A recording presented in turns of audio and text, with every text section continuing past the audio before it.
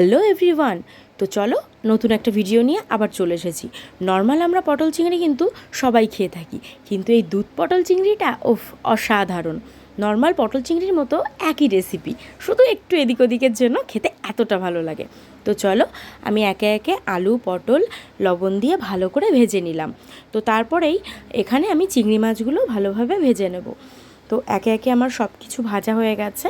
আমি কিন্তু এখানে কড়াইয়ের মধ্যে এবার তেলটা দিয়ে এখানে আমি ফোড়নের জন্য ব্যবহার করছি 2টো গোটা শুকনো লঙ্কা, একটা তেজপাতা আর কিছু সাদা জিরে।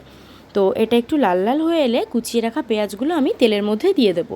দিয়ে পেঁয়াজটা আমি ভালোভাবে ভাজতে লাগবো। আর আমি এখানে পেস্ট করে রেখেছি জিরে আদা রসুন লঙ্কা সব কিছুই যেরকম মশলা লাগে। তো তারপর এর মধ্যে একটুখানি চিনি দিয়ে দিলাম আর লবণ হলুদটা দিয়ে মশলাটা ভালোভাবে কষাতে থাকলাম।